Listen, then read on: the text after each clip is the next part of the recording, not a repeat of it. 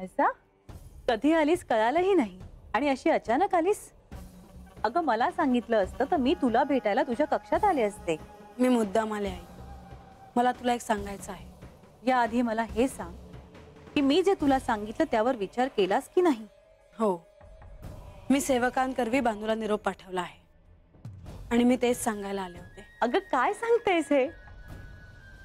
खरंच? आता बघ मायसा, सगळं काही नीट होईल. आता मलाही काही काळजी राहणार नाही. उशिरा का होईना पण तू माझं ऐकलंस. निरोप लिहिताना एक एक शब्द लिहिताना मला काय होत होतं हे माझं मला ठाऊक आहे. मायसा, मला कळत नाही का? पण तू अगदी योग्य निर्णय घेतला आहेस बघ. मला सांग, श्री खंडेरायांना याबाबत काही कल्पना नसेलच? त्यासाठी आमची भेट झाली पाहिजे ना. जेजुरी सोडून ते कुठे गेले आहेत हे कोणालाही ठाऊक नाही. मायसा, याआधीही श्री खंडेराय जेजुरी सोडून गेले होते. मला असं वाटतं की यावेळी तू त्यांना सत्य काय ते विचारावंच. आई, त्यांना सांगायचं असेल तर ते सांगतील. असं नाही मायसा, श्री खंडेराय कुठे गेले, का गेले ही गोष्ट सगळ्यांनाच आश्चर्यात टाकणारी आहे आणि सगळ्यांनाच त्याबाबत जाणून घ्यायची इच्छाही आहे. तू त्यांची पत्नी आहेस, त्यामुळे तू जर आग्रह धरलास तर ते तुला नक्की सांगतील. बघू.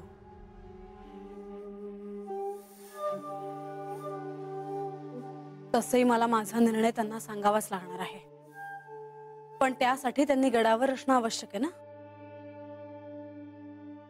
त्यांना जेव्हा कळेल की हा निर्णय तू स्वतःहूनच घेतला आहेस तेव्हा त्यांना देखील आनंदच होईल. स्वाभाविकच आहे.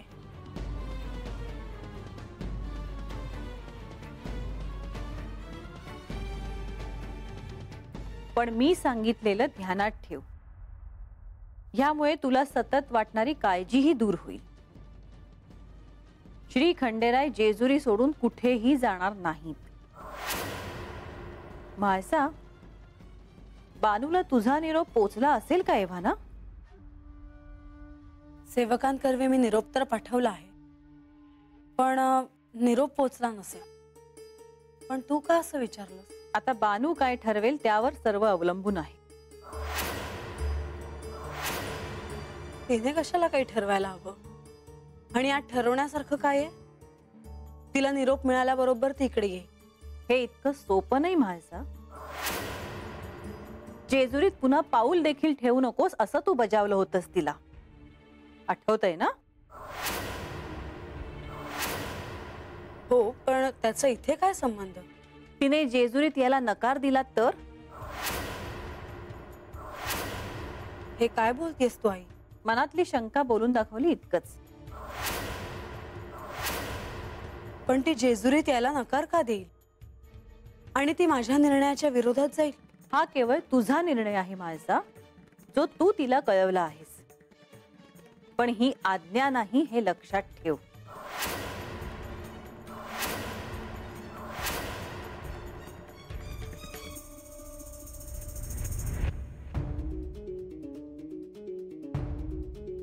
बानू जेजुरीत येण्यास नकार देईल?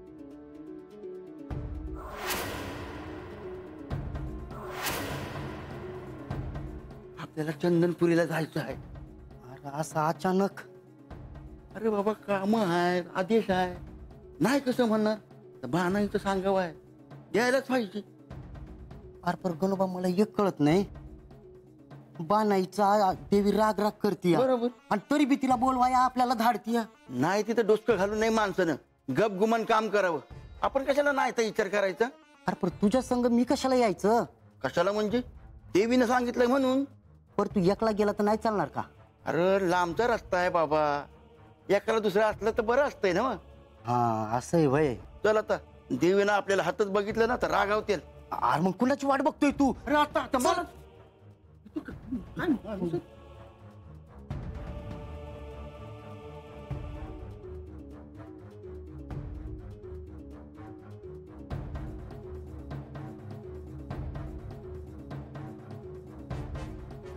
मला काहीही न सांगता तुम्ही कुठे गेला आहात? तुमच्याशिवाय मी राहू शकत नाही हे तुम्हाला माहित आहे, तरी तुम्ही असे का वागता?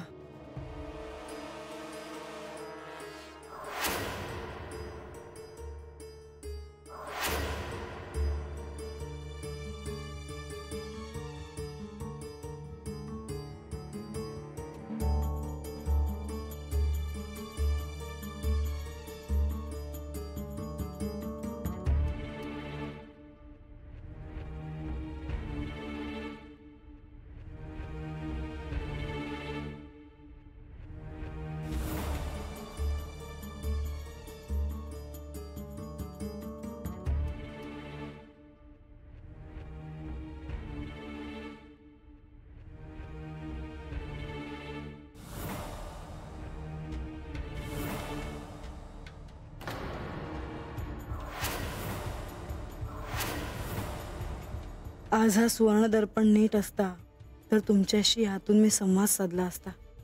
विवाहाआधी नेवासेला असताना या दर्पणातून तुमच्याशी मी अनेकदा बोलायचे. मला अजूनही आठवतंय ते.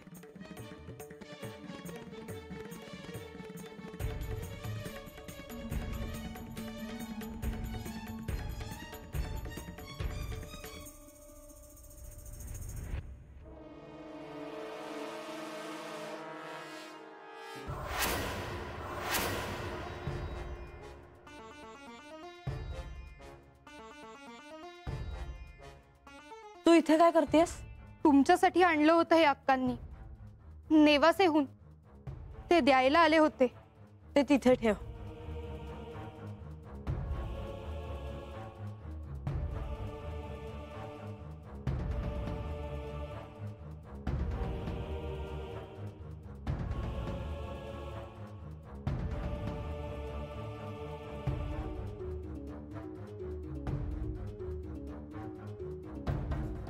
येते मी. थांब. मला तुझ्याबद्दल जरा जाणून घ्यायचं आहे. किती दिवसांपासून तू आईसोबत नेवासात राहतेस? 2 मास झाले असतील एव्हाना. पण मला कधीही मी घरापासून लांब आहे याची जाणीव देखील होऊ दिली नाही अक्कांनी. नेवासेला त्या वाड्यात 2च मास झालेत मला राहून. पण असं वाटतंय जणू मी कित्येक वर्ष तिथे राहते. तशीच आहे ती वास्तू. सगळ्यांना आपलंसं करून घेते. हो ना. सकाळपासून वाड्यात तुमच्या वडिलांना भेटायला अनेक जण जमतात. त्यांच्या बोलण्यातूनच मला तुमच्याबद्दल आणि या जेजुरीबद्दल कळालं. आणि तेव्हापासून इथे येण्याची ओढ लागली. माझ्याविषयी बोललं जायचं. काय बोलायचे लोक? सर्वांनाच या गोष्टीचा आनंद होतो की तुमचा श्री खंडेरायांशी विवाह झाला आहे. ते तुम्ही या सोन्याच्या जेजुरीच्या सम्राज्ञी आहात. बरीच माहिती काढली दिसतीये तू. जे काही कानावर आलं तेवढं सांगितलं. अजून काय काय कानी पडलं तुझ्या? श्री खंडेरायांच्या दुसऱ्या पत्नीविषयी, त्या बानूविषयी कानावर आल्या काही गोष्टी. असं ऐकलं की तिच्याशी लग्न करायला म्हणून हा गड सोडून, ही जेजुरी सोडून चंदनपुरीला राहायला गेले होते म्हणे.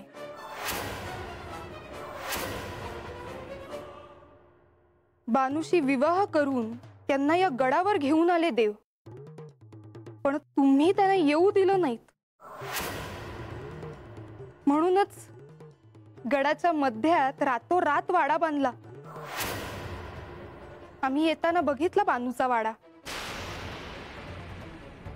माधवी, तू जर माझ्या आई बरोबर आली नसतीस तर मी तुझं काय केलं असतं याची तुला कल्पना नाही. माझी अनुमती घेतल्याशिवाय माझ्या कक्षात येऊन तिचं नाव घेण्यासही मज्जाव आहे. पुन्हा हे धाडस करू नकोस. हो, पण तुम्हीच मला तुझं काम झालं असेल तर आत्ता माझ्या डोळ्यासमोरून निघून जा. हो.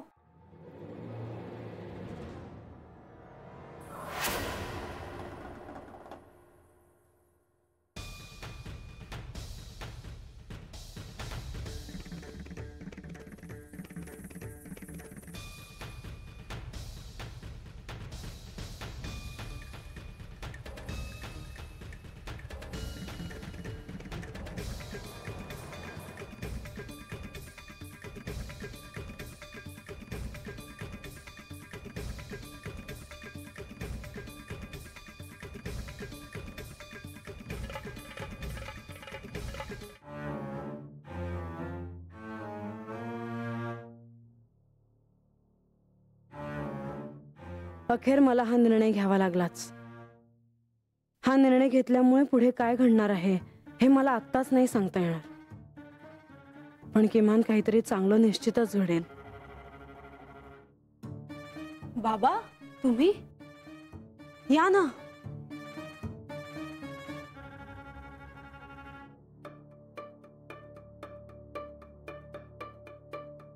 तुम्ही इथे होतात हे मला कळलंच नाही. मी माझ्याच विचारात होते, पण तुम्हीही कोणत्या तरी विचारात होतात. कसला विचार करत होतात? कसलाच नाही, तुलाच पाहत होतो. लहानपणापासून जिला मी माझ्या अंगाखांद्यावर खेळवली त्या माझ्या म्हाळसाला मी पाहत होतो. म्हाळसा, तू खरोखरच देवी आहेस. हे काय तुम्ही बोलताय बाबा? मी यांची पत्नी आहे, म्हणून सगळ्यांसाठी देवी असले तरी तुमच्यासाठी मी तुमची म्हाळसाच आहे. ये बैस. मी खरं बोलतोय म्हाळसा. तू क्षमाशील राहून बानूला पुन्हा एकदा जेजुरीत बोलवण्याचा निर्णय घेतलास त्याबद्दल कळलंय मला. पण या निर्णयाने भविष्यात काय घडणार आहे हे मला अजूनही कळत नाहीये बाबा. सारे काही मंगलमय होणार आहे. तुझ्या हातून चुकीचे काहीही घडणार नाही. तुझ्या या निर्णयामुळे सगळ्यांनाच आनंद होणार आहे. नव्हे, तो झालाय.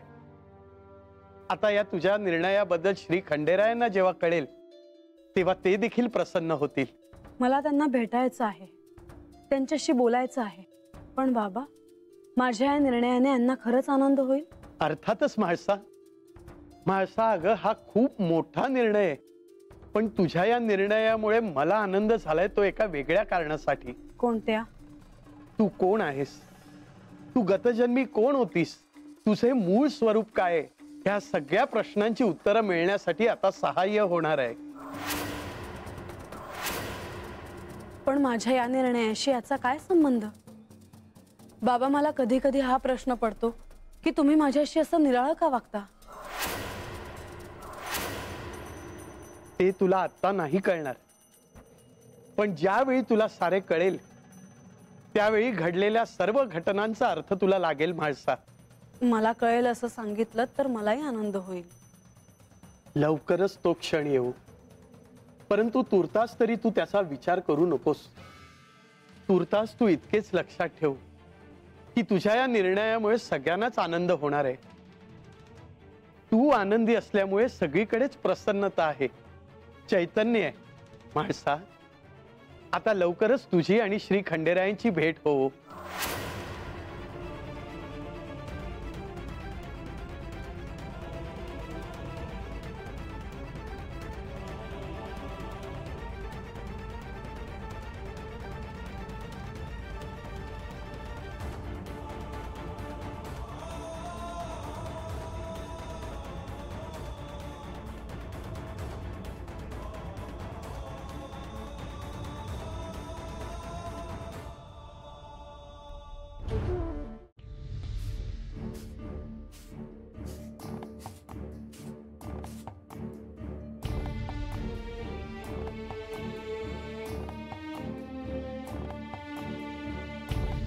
तुमसनी राग येणार नसेल तर एक सांगू का जी? अगं गंगे, तू काय कोणी परकी आहेस का? मला सांग. आजा म्हणला का जेजुरीचा विषय नाही काढायचा, जेजुरीचं नाव बी नाही काढायचं. पण मला काय हे पटना बघ. काय चुकलं नाही त्याच? अहो, असं कसं म्हणताय सर? तुमचं देवासंगट लगीन झालं आहे. मी माझ्या डोळ्यांनी बघितलं आहे तुम्ही जेजुरीवर कसं राहत होता. सगळे तुमची भक्ती बघितली आहे ना. स्वतः जायचं नाही हे मला कळतं या, पण म्हणून देवांचं जेजुरीचं नावच नाही काढायचं हे कसं चालेल? पर त्यो बी बा आहे माझा. काय नाही केलं ग त्यांनी आजपासून माझ्यासाठी. काही बी कमी पडू दिलं नाही बघ. अगदी हातावरल्या फोडावानी जपला. आणि असं असताना त्याच्या मुहूर्त असं काय बाय झाल्यावर त्याला राग येणार नाही बे? तर भक्ताच्या मनामधली देवावरची भक्ती अशी कमी होत असते. अवय अजाला हे कळायला नको होय? अगं वय की, तर त्याला असं वाटलंच असेल की देवासनी बी काय बाय करता नाही आलं माझ्यासाठी. मग कशा पाय करावं हे समज? तुम्हाला समजायचा लई त्रास होतोय हे कळतंय मला, पण तुम्ही काय बी बोलणार नाहीसा बघा. नाही गंगे, मी आता ठरवलं आहे बघ, जेजुरीचं नाव बी काढायचं नाही आता. आता जायचा इशय बी नाही काढायचा. आणि आता कुणी बी काय बी म्हणलं ना तरी मी आपली वस्ती सोडून कुठं बी जाणार नाही. अहो असं तरच कशापाई करून घेतायसा? माझं ऐका, म्या बोलून बघू का आजाशी? नाही गंगे, आणि मला नाही त्रास होत. आणि एकदा का हे हाय असं हाय असं म्हणलं का झालं, मग नाही त्रास होत. अहो पण माझं एक आता बोलत न ग बसू, मग कामं पडली आहेत ते आटप लवकर. चल.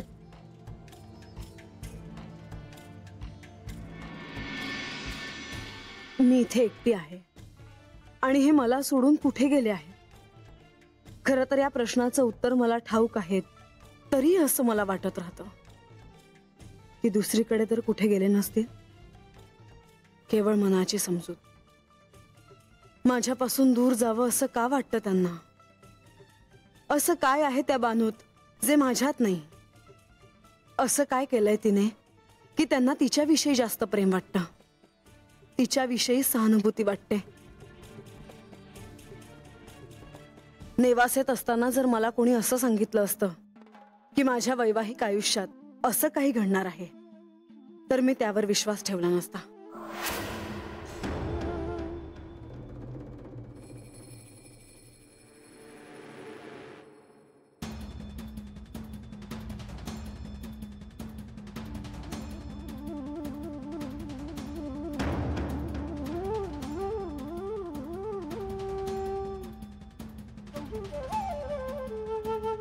अशी का पाहते आहे? मी स्वतःशी बोलत असताना तुम्ही माझ्या समोर आलात. मला असं वाटलं की तुम्ही म्हणजे मी आहे. याचाच अर्थ तू कोण आहेस हे सत्य आता तुझ्यापासून फार दूर नाही माणसा. मला सत्य नको आहे, मला माझे देव हवे आहेत. पण ते देखील सत्याचेच प्रतिरूप आहे, कळेल तुला. खरंच तुम्हाला खूप काही ठाऊक आहे. होय.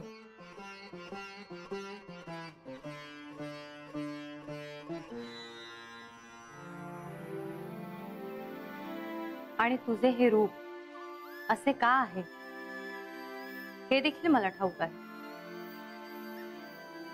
माझे रूप म्हणजे? मला कळलं नाही.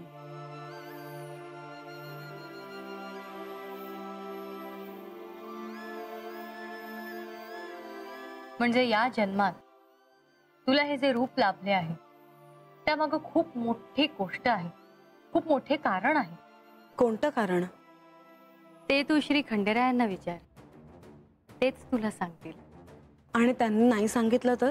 आग्रह धर, कदाचित एक मोठं सत्य तुझ्या समोर येईल. पण ते कुठे गेले आहेत? ते इथे नाहीत. त्यांना शोधता शोधता मी थकून गेले आहे. ते मला सोडून कुठेतरी निघून गेले. माळसा, येतील ते. तुला सोडून ते कुठे जाणार? मीही वाट पाहते आहे त्यांची. बर, बानूचे काय ठरवले आहे?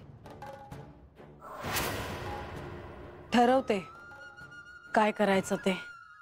माळसा, तू एकदा तिच्याशी प्रेमाने बोलून तर पहा. सगळं काही विसरून तिच्या डोळ्यात एकदा प्रेमाने पहा. तुला काहीतरी आठवल्याशिवाय राहणार नाही माळसा. मला नाही जमणार ते. त्यापेक्षा हे आल्यावर मी त्यांना माझ्या या रूपाची गोष्ट विचारेन.